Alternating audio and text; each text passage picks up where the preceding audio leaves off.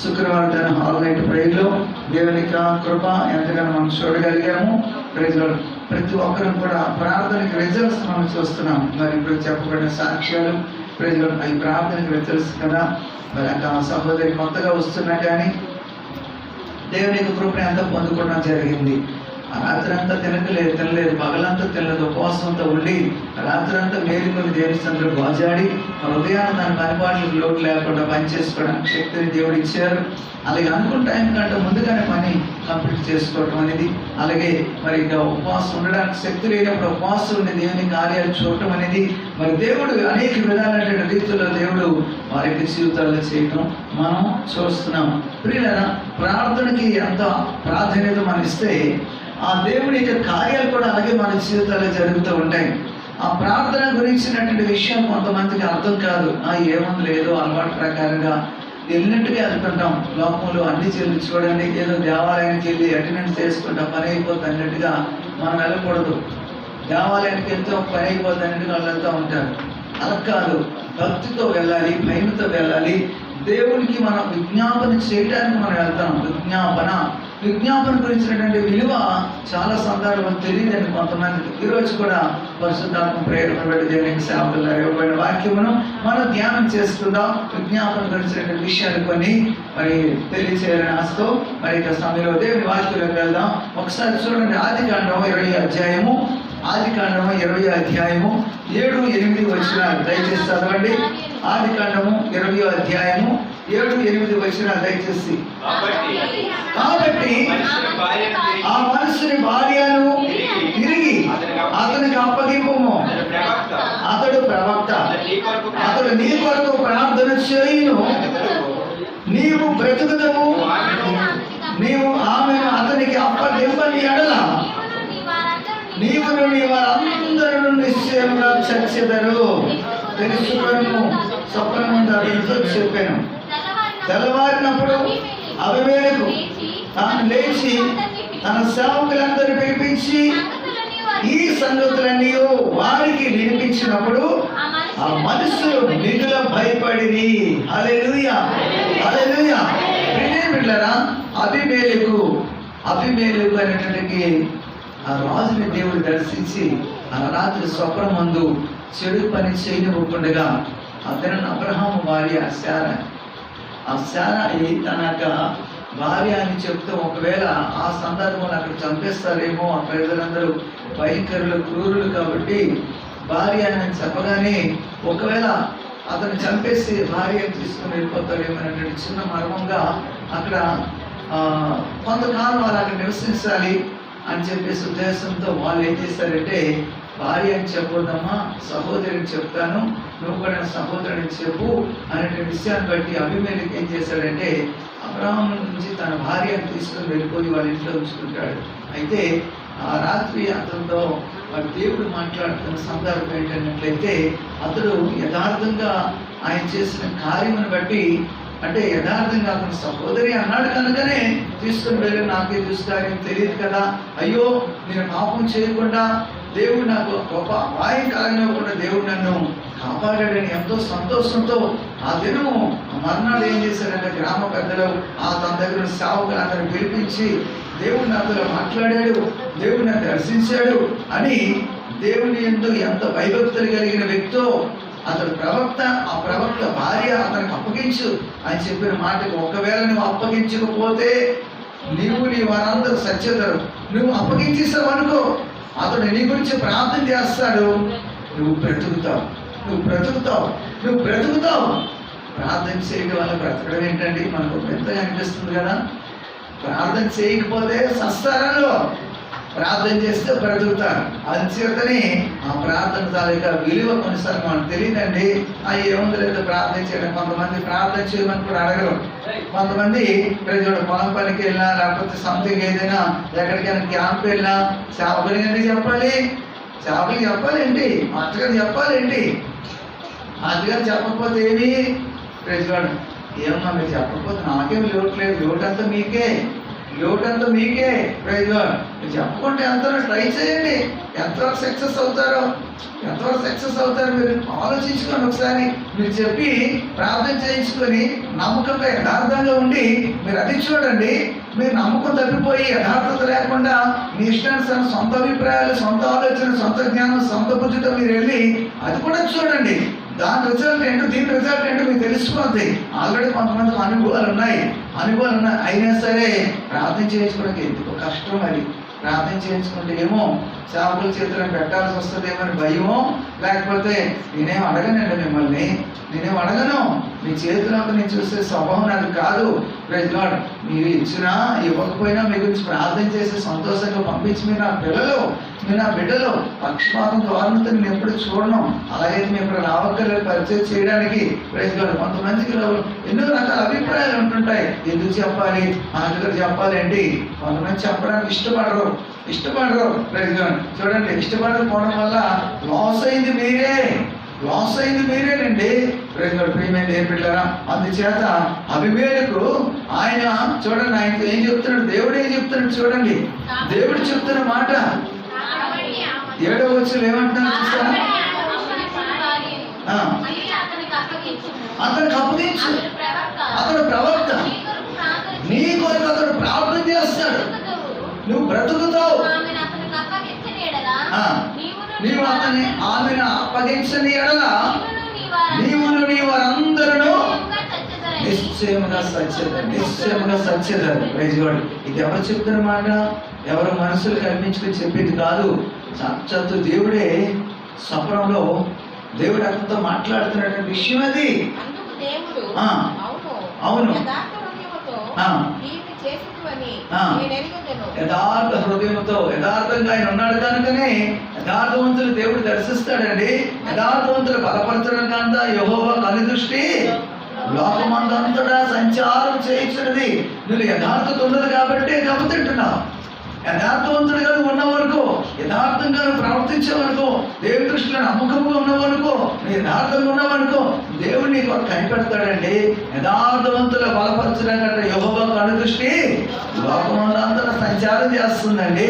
నువ్వే కార్నర్లో కూర్చున్నా, నువ్వే మూలలో కూర్చున్నా, నువ్వు ఎక్కడున్నా ఆయన కనుదృష్టి నీ మీద లేదా? ఉంటుందా? ఉంటుంది. దినానికి యెహోవా వెళ్ళిపోతాడు తన యజమాని దగ్గర నుంచి. నయమాన్ని పట్టుకొచ్చినట్లంటే దుష్ట్రోగం పోగొట్టుకున్న నయమాన్ని పట్టుకొస్తాడు. కొన్ని రకాలైనటువంటి ఆ యొక్క వస్త్రాలు, కొన్ని రకాల కానుకలు పట్టుకొని వస్తాడు. దాన్ని ఆశపడి ఎంటపడతాడు గెహాజీ. ఓకే, దాని వెనకాలే వెళ్ళిపోతే ఉంటే ఎదురుగుంటా తిరిగి ఆయన వచ్చి రథం దిగి వచ్చి అంటాడు, అయ్యా ఏంటనంటే, అబ్బా ఇప్పుడే వచ్చారండి పలానా ప్రాంతం నుంచి యువకులు ప్రవక్తలు వచ్చారు, వాళ్ళకి సపర్యలు చేయాలి, మర్యాద చేయాలి, మా దైవజనుడి దగ్గర పంపించాడు అని చెప్పేసి అబద్ధం ఆడతాడు. Praise Lord. వెంటనే అటు నుంచి తీసుకొచ్చే సామాగ్రి ఇదిగో బాబు మీకేనే పట్టుకొచ్చాను కదా అని చెప్పేసి ఆయన తిరిగి ఆ ఇద్దరు పని వాళ్ళు ఇచ్చి మనుషులు ఇచ్చి తిరిగి ఇంటికి పంపిస్తే ఆ ఇంట్లోకి వెళ్ళి దాసేసి వచ్చేసి యజమాని దగ్గరికి వస్తుంటే, గెహాజీ నువ్వు ఎక్కడికి వెళ్ళావు, నువ్వు అతను రథం అతనికి ఎదుర్కొంటూ వెళ్ళినప్పుడు నా మనసు నీతో కూడా రాలేదా? ద్రవ్యములను, వస్త్రములను, ఓలివ చెట్లను, ద్రాక్ష తోటలను, గొర్రెలను, ఎడ్లను, దాసులను సంపాదించుకోవడానికి ఇదే సమయమా? నయమాను కలిగిన కుష్టు వ్యాధి నీకు నీ సంతతికి సర్వకాలం అంటి ఉండును. చూసారా, సర్వకాలం అంటున్నదంట. ఇదేం పిల్లరా, అంచేత యథార్థత లేకపోవడమే కదా అంటించుకోవాల్సిన పరిస్థితి. యథార్థతగా ఉంటే అంటించుకునే పరిస్థితి ఉండదు. యథార్థత లేకపోవడం వల్లే కొన్ని రకాల పరిస్థితులు వెళ్ళిపోతూ ఉంటాం, కొన్ని రకాల సమస్యలు ఎదుర్కొంటూ ఉంటాం. ఇదేం బిడ్డలారా, దైవజనుడు ఆ ప్రార్థన చేస్తే ప్రయోజనకరం అండి. దైవజనుడు ప్రార్థన చేస్తే దైవజనుడు దేని గురించి ప్రార్థన చేస్తుంటాడు? మీరు క్షేమం కోరే కదా. ఒకదైనా దేవుడని యెహోవా ఐగుప్తులో నుంచి ఇశ్రాయేలు ప్రజలు వస్తుంటే ఇశ్రాయేలు ప్రజలు దేవుని ఎదుట వారి దుష్కార్యం చేస్తారు. ఎలా దుష్కార్యం చేస్తారంటే మోషే ఏమైపోయాడో, ఎక్కడికి వెళ్ళిపోయాడో, మోషే ఐగుప్తుని తీసుకొచ్చిన మోషే మాకు కనపడతలేదు కాబట్టి అహరోను దగ్గరికి వెళ్ళిపోయి మా ముందు నడిపించడానికి దేవుడిని తయారు చేయు అని చెప్పేసి వచ్చి బంగారు దూడ తయారు చేసుకోవడానికి ఆ దగ్గర బంగారు నగరాన్ని తీసుకొచ్చి ఇచ్చేసి అహరోను గారు తయారు చేసి దూడను తయారు చేసి ఇచ్చేసి ఇంకో మీ దేవుడు యెహోవా అయితేనే అని చెప్పేసి అటక్ చేసుకొని అని చెప్పేసి అంటే ఆ దినాలు విచ్చలవిడి చేస్తారని ప్రజలందరూ కూడా ఎంత భయంకరమైనటువంటి రీతిలో వారు విచ్చలవిడి ఉంటారు. అలాంటప్పుడు దేవుని యొక్క కోపం, దేవుని ఉగ్రత మండిపడిపోతూ ఉంటుంది. వెంటనే దేవుడిని యెహోవా చెప్తాడు మోషేతో, మోషే తప్పుకో, నేను క్షణంలో నశింప చేయాలనుకుంటున్నానంటే వెంటనే మోషే ఏమైనా ప్రార్థన చేస్తాడు తెలుసా అండి? చూడండి ఒకసారి ఏమైనా ప్రార్థన చేస్తున్నాడు. ద్వితీయోపదేశకాండం 9:26 చదవండి. ద్వితీయోపదేశకాండం 9:26 దయచేసి త్వరగా. నేను యెహోవాను ప్రార్థించి ఎలా చెప్పింది, యెహోవా నీవు నీ మహిమ వలన విమోచించి, ప్రభువా యెహోవా నీవు నీ మహిమ వలన విమోచించి, బహుబలము వలన ఐగుప్తు నుంచి రప్పించిన నీ స్వాస్థ్యమైన జనము నశింపజేయకుము, నీ స్వాస్థ్యమైన జనము నశింపజేయకుము, సేవకులైన అబ్రహాము, ఇస్సాకు, యాకోబులను జ్ఞాపకము చేసుకొనుము. ఈ ప్రజల కాఠిన్యమైనను వారి చెడుతనమైనను, చూసారా, ఈ ప్రజల యొక్క కాఠిన్యమని గాని వారి చెడుతనమని గాని వారి పాపమునైనను చూడకము. నీవు ఏ దేశం నుండి మమ్మల్ని రక్షించిందో ఆ దేశస్థులు యెహోవా తాను వారితో చెప్పిన దేశంలోనికి వారిని చేర్చలేకపోవడం వలన వారిని ద్వేషించడం వలన అరణ్యంలో వారిని చంపుటకు వారిని రప్పించినని చెప్పుకుందరేమో. అధిక బలము చేతను నీవు చాపి నీ బాహు చేతను చాచిన బాహు చేతను రప్పించి నీ స్వాస్థ్యం నీ ప్రజలు వీరే, నీ స్వాస్థ్యమైనటువంటి ప్రజలు మీరే ప్రభువా కనికరించిన ఆయన. అవసరమైతే జీవ గ్రంథం నుంచి నా పేరుని తుడిచేయి. చూడండి ఒకసారి నిర్గమకాండం 32:32 చెప్తున్నటువంటి మాట, వారి పాపాన్ని పరిహరించిందివా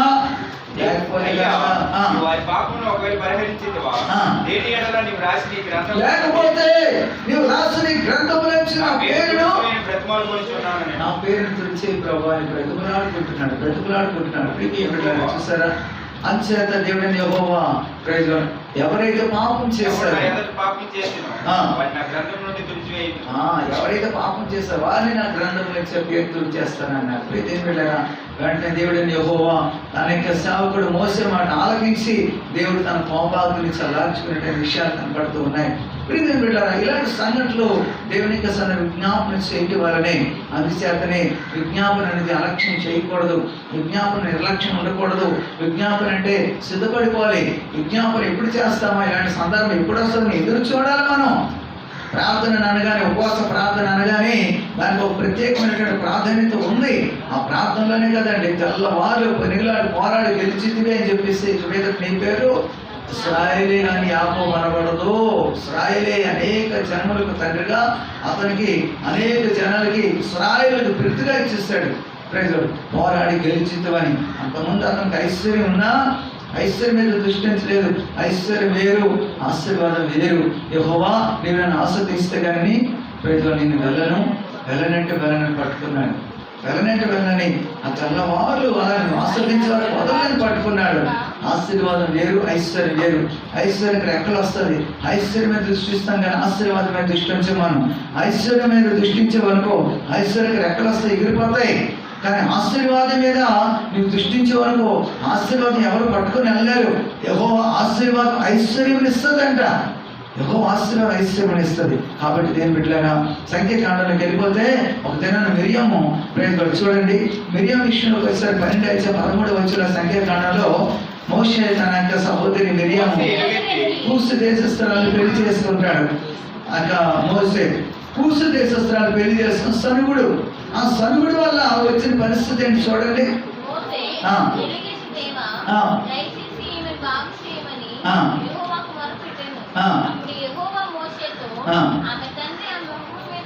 ఆమె తండ్రి ఆమె ముఖం మీద ఉమ్మ వేస్తున్న ఎడల 7 దినాలు శుద్ధి చేయకుండా అక్కడ సిగ్గుపడదా? 7 దినాలు ప్రత్యక్షంగా ఉండవలెను పాలెము వెలుపల ప్రజలరా ప్రీతిని బిడ్డలారా. అప్పుడు కాలంలో కుష్టి వ్యాధి వచ్చిందంటే ఎవరిని లోపల చేర్చుకోరు, పాలెము వెలుపట ఉండాలి వాళ్ళు. అలాగే ప్రేజుడు ఆ దినాన్న కుష్టి వ్యాధి వచ్చేసిందంట. మోసే ఆ యొక్క కూసి దేశస్త్రాలు ఐగుప్తులను పెళ్లి చేసుకున్నారని చెప్పేసి ఆ దినాన్ని ఎంతగానో అవమానంగానో లేకపోతే లోపల హృదయంలో రకరకాల సనుగుడు. ఎందుకండి బాబు, తన మీద పెళ్లి చేసుకున్నాడు, దేవుని ఏర్పాటు దేవుని సంకల్పం ఉంది, పెళ్లి చేసుకున్నాడు, దానికి సనుగుడేనా? ఆ సనుగుడు వల్ల వచ్చిన పరిస్థితి ఏంటి? కుష్టి వ్యాధి వచ్చింది, కుష్టి వ్యాధి తెచ్చుకుంది. మరి మోసే మళ్ళీ ప్రార్థన చేయాల్సి వచ్చింది. మోసే ప్రార్థన చేశాడు, ప్రభా దయచేసి అయినా అని ప్రార్థన చేసిన సందర్భం ప్రీతి బిడ్డలారా. అందుచేత దేవుని సన్నిధిలో విజ్ఞాపన చేయటం వల్ల వచ్చిన ఆశీర్వాదాలండి. ఆ ప్రార్థన చేయకపోతే సమీర గ్రంథం మొదటి సమీర గ్రంథంలోకి వెళ్ళిపోతే 7:5 చూస్తున్నట్లయితే అక్కడ నిస్పాంకుల వస్త్రాలు ప్రజలు చూడండి, అక్కడ దేవునికి కూడుకున్నారు. ఫిలిస్తీన్లు భయపడిపోయారు. ఫిలిస్తీన్లు చేయి ఎత్తుగా ఉండేది, ఫిలిస్తీన్లు చేయి భారంగా ఉండేది ఇశ్రాయేలు మీద. అప్పుడు కాలంలో సమూయేలు చెప్తాడు, మీరు అష్టోలతో అన్ని దేవతలు మీ ఎదురు పారవేసేసుకొని దేవుని యొక్క మీరు మల్లుకోండి, దేవునితో తిరగండి, దేవుని యొక్కకు వచ్చినట్లయితే మీ దేవుడని యెహోవా మీకు సహాయం చేస్తాడని చెప్పినప్పుడు ఫిలిస్తీన్లు 20 సంవత్సరాలండి గండెత్తుకుని వాళ్ళ మీదకి వచ్చినప్పుడు దేవుడు ఎంతగానో వాళ్ళ పట్ల కార్యం చేసిన సందర్భం అక్కడ కనపడుతుంది. 5వ వచనం చదవండి. మిస్పాకు పిలువనంపించి నేను నీ పక్షం యెహోవాకు ప్రార్థన చేస్తాను చెప్పగా నీళ్లు చేదుకొని యెహోవా సన్నిధిని హృదయమున కుమ్మరించి ఆ దినం ఉపవాసం ఉండి యెహోవా దృష్టి పాపాత్ములని తమ తను తగ్గించుకొని ఎప్పుడైతే ప్రార్థన చేస్తారో, ఇప్పుడు 9వ వచనం చదవండి.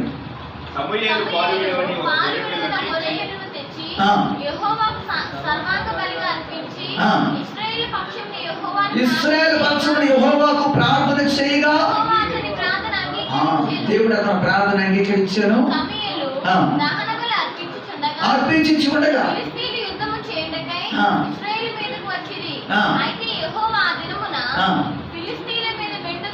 మెండుగా ఉరుములు మెరుపులు మెరిపించేస్తాయి, తారుమారు చేస్తారంట.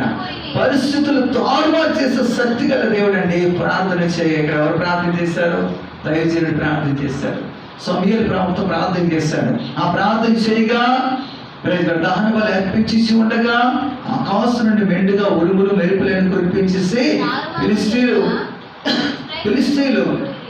ఇశ్రాయేలు మీదకి యుద్ధం చేయడానికి వచ్చినప్పుడు ఆ దేవుడి తారుమారు చేసేసారు. ఎప్పుడైతే ఏం పెట్టారా వారి మీద ఉరుకులు మెరుపులు ఎప్పుడైతే దేవుడు అటాక్ చేశారు అది చేత ప్రతి ఏం పెట్టారా మనం సింపుల్గా అంబులై తగ్గించుకొని ఉపవాసం ఉండి తమ పాపములు ఒప్పుకొని ప్రార్థన చేస్తున్నప్పుడు జరిగిన అద్భుతాలు ఆ విధంగా ఉంటాయి. కొన్నిసార్లు మనం తగ్గించుకోం, నాకేం తక్కువ.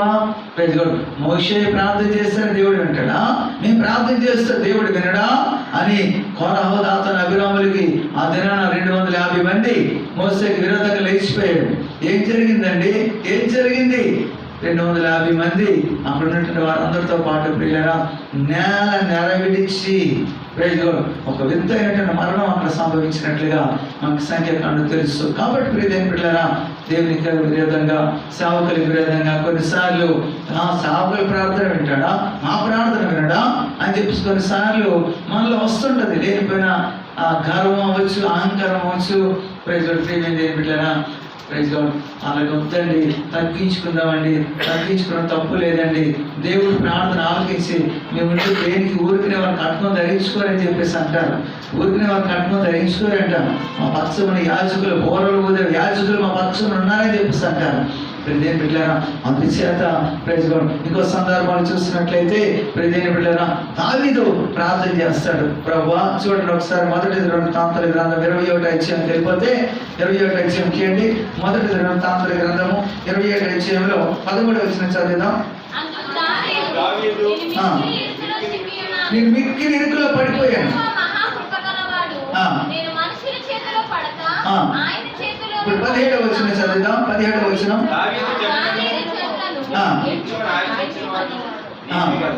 పాపం చేసి చెడుతనం గొర్రెల వంటి జనులు ఏం చేస్తారు ప్రభువా?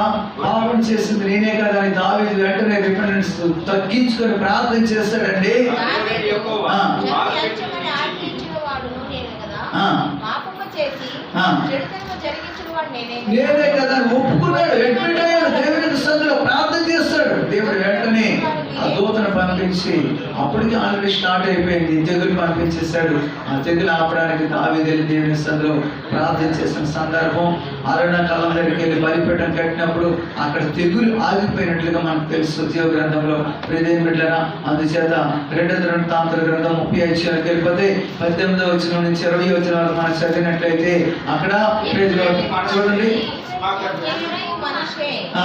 విషాకారు, 20-21 వచనం చదవండి. అందులోనే యెహోవా యెహోవా హిజ్కియా చేస్తున్న ప్రార్థన అంగీకరించను, జనులను స్వస్థపరిచెను, ఆ. బహు సంతోషభరితులై ఆ. ఆమేన్. ఏం చేస్తారండి? ఎప్పుడైతే దేవుడు హిజ్కియా చేసిన ప్రార్థన ఆలకించి జనులను స్వస్థపరిచాడో అప్పుడు యెరూషలేములో అందరూ కూడా గ్యాదర్ అయిపోయి సంతోషంతో ఉత్సాహంగా ఆనందంగా వాళ్ళందరూ ఏం చేస్తారు? పులిని రొట్టెల పండుగ చేసుకున్నారు 7 దినాలు. ప్రియదేవుని బిడ్డలారా, ఎంత చక్కగా పండగ. హల్లెలూయా.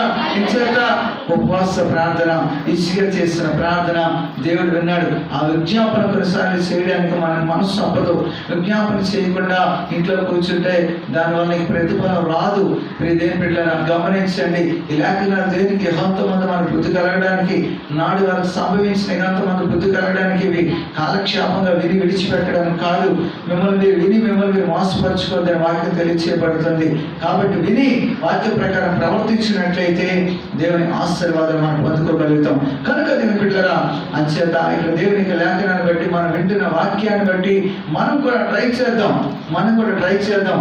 అప్పుడు దేవుడు కార్యం చేస్తాడా లేదు మీరు చూడండి. ఎన్నో కూర్చొని ప్రార్థన చేయండి. దాని రిజల్ట్ మీరు చూస్తారు.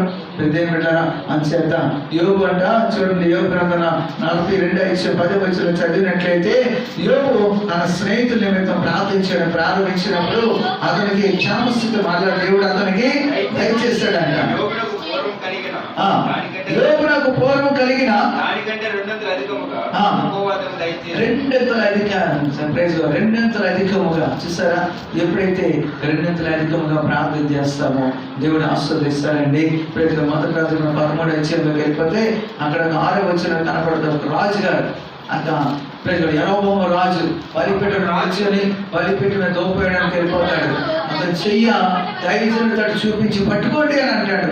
బలిపీఠమా అని చెప్పేసి బలిపీఠానికి ఆజ్ఞాపించినప్పుడు అతను పట్టుకోండి అని చెప్పేసి చెయ్యి చాపుతున్నప్పుడు అది చెయ్యి వెళ్ళిపోద్ది. అది వెంటనే తమ దేవుడైన యెహోవాకు బతిమలాడు నా గురించి ప్రార్థన విజ్ఞాపన చేయమని ఆ దైవజనుడు అడిగినప్పుడు దైవజనుడు ఎప్పుడైతే ప్రార్థన చేస్తాడో వెంటనే అతను చెయ్యి బాగైపోద్దంట. ప్రియదేవుని బిడ్డలారా, దైవజనుడి ప్రార్థన దేవుడు వింటాడని దేవుని సేవకులకు సంకల్పించిన దాన్ని మరుగు చేయడండి. తను మరుగు చేయడు. ఆయన తన సేవకులు సంకల్పించిన దాన్ని మరుచులను బయలుపరుస్తుంటాడు. కాబట్టి కొన్నిసార్లు మీరు నిర్లక్ష్యంగా ఉంటే దానివల్ల ప్రతిఫలం మీరే అనుభవిస్తారు. ప్రజలు చేత ప్రార్థన విషయం నిర్లక్ష్యం ఉండొద్దు.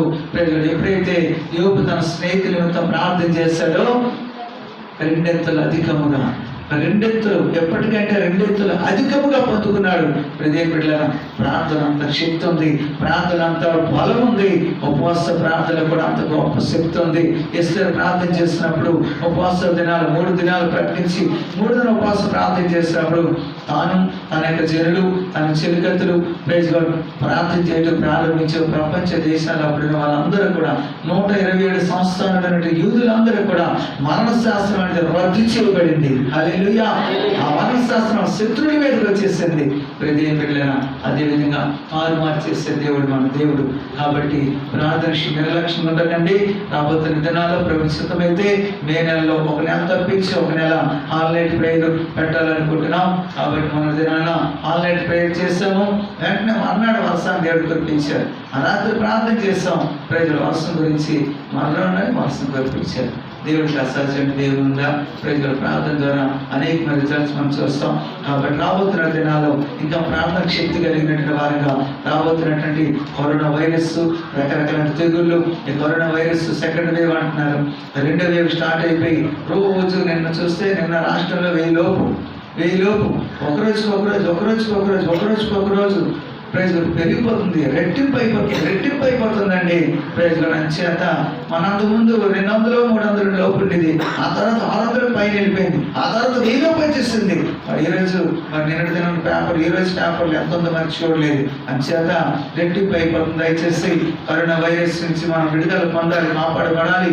ప్రార్థన ఆయుధాన్ని మనం పట్టుకోవాలి. Praise God. ప్రతి సమయంలో ఆరాధన అయిపోయిన తర్వాత మనకి డార్గా మరియమ్మ వాళ్ళ యొక్క సోదరి మార్తమ్మ వాళ్ళ అత్తగారు ప్రభులో నిర్ధారించడం జరిగింది.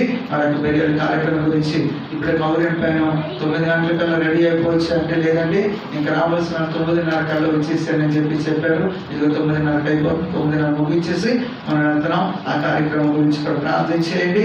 దయచేసి అందరూ కూడా ప్రజలు ఇంకా కార్యక్రమాలు పారివారిగా ఉండండి. మనం ఏ పంట అయితే విత్తుతామో ఆ పంట కోసుకుంటాం. ఓకే. విద్య జరుగుతున్న ఇంటికి వెళ్ళి అంటేనంట ప్రధానించిన వారి ఇంటికి వెళ్ళినా సో మేలని చెప్పేసి వాక్యం చెప్పబడుతుంది. దయచేసి ప్రసంగ గ్రంథంలో మాట చదవండి. 7 మొదటి వచ్చిన చదవండి. ఒకరి జన్మదినము కంటే మరణదినమే మేలంట. విందు జరుగుతున్న ఇంటి పోవుట కంటే ప్రలాపించిన వారి ఇంటికి వెళ్ళట మేలు. జ్ఞానుల మనస్సు ఎక్కడ ఉంటుందంట? అదిగో జ్ఞానుల మనస్సు ప్రలాపించే వారి ఇంటి మీద ఉంటుంది. బుద్ధిహీనుల మనస్సు సంతోషించే వారి ఇంటి మీద ఉంటుందంట. హల్లెలూయా. జ్ఞానులుగా ఉంటే జ్ఞానుల మనస్సు ఎక్కడ ఉంటుంది? ప్రలాపించే వారి ఇంటి మీద. ప్రలాపించారంటే దుఃఖంలో ఉన్నటువంటి వాళ్ళు, దుఃఖ సాగరంలో ఉన్నటువంటి వారికి ఇంటి మీద ఆ జ్ఞానుల మనస్సు ఉంటుంది. మనం నిజంగా జ్ఞానవంతులుగా ఉంటే మన మనస్సు ఎక్కడ ఉండాలి? సంతోషించే వారి ఇంటి మీద, ప్రలాపించే వారి ఇంటి మీద. హల్లెలూయా. దయచేసి అందరూ కూడా గమనించి మరి సమయంలో ఆ కార్యక్రమం మనం వెళ్దాం. కళ్ళు మూసుకొని ప్రార్థన చేసుకుందాం.